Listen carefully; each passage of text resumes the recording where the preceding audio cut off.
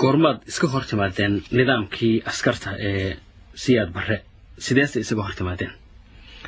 waxaan iskugu hornimad markii hore waa la soo dhaweeyay markii kacaankan oo dhashay waa la soo dhaweeyay iyaga dhigay agaasimaha diinta waana xushmaan jiray xataa dadkii xalana la geen jiray oo meeshaas lagu soo tababari jiray aniga waa la iga reebay maxay dadkii dadweynaha ba isku xiranaa kolka way xushmaan jireen xushmadan macnaheedu waxa waa in la soo dhaweeyo oo gacanta la igu dhigo siyaasadda nin walba uu garanaya ninka qofka gacanta lagu dhigana sida marka dambe oo loo soo tufayo nin walba uu garanaya kolka aniga diinteedu ma iska haystay sidii baan kitaabku akhrinay agaasimaha diintana waan ahaa diintana sidii baan u fasiray kolka waxa ka furnaa magaalada 13 orientation xaafid kasta hal orientation oo shuuciyada lagu hanuuniyo al-ishtiraakiya al-cilmiya lagu hanuuniyo kolka taas dadku waxay ugu yeereysay ilaahay inuu san jirin dabeecadda wax kasta ay iyada maamulayso taas dadku ugu yeereysay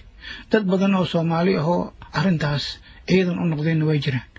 anaga hub kale ma haysanin quraankan kula dagaalamayna inay waxa la sheegay waxba ka jirin quraanka san ku taagsan jirnay dawladna wax kama sheegay jirin waxba kama sheegay jirin kolkaas waxa dhacday dadweynihii Soomaaliyeed ama ha ahaado dadkii shaqaalaha ah ama bay'ad mushtara ahaado ama arday ha ahaadeen ama bilis ha ahaadeen ama NSS ha ahaato kulli in dadkii wax garad ka ah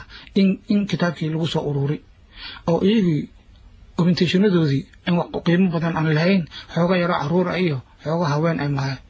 markaasay xireen markii xireen baa loo tago waxa la yiri odayaal buu u tagay magaalada joogo ninkani hadda dambi ku haysatana noo sheeg hadii kale anaga ku damaanayna noo soo daa kolkaasuu yiri ninkan dambi ma laha waa nin wadani oo toosan laakiin isagana orientation buu furay anagana 13 orientation ma furnay isagii baa dadkii naga leexsaday kolka waan ka xog badanahay waan iska xareynay sidaas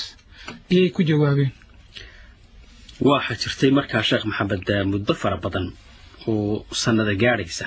ilaa 10 sanadood ka badan marka la isu geeyo in aad xabsiyada nidaamkaasi aad barra ku jirtay xabsiga faraha badani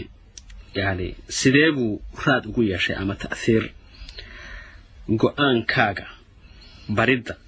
diinta aad dadka barayso iyo shacbiga sida aad wadada ugu baraarujinayso islaamka xabsigaas horta xabsi yar aad u dhibaato badan buu ahaa xabsigaas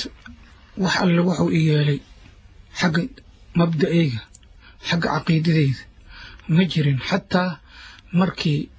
anigu aan soo baxay horta laba inta jeer la xiray mar kastaba nin ila hadlo maxamed shad barun baa ka jiray wiiligi xataa magacayga waxay weydiin ma arki jirin isaga un baa xarigeen ku shaqalaha haddana markaan soo baxay isaga un baa ila hadli jiray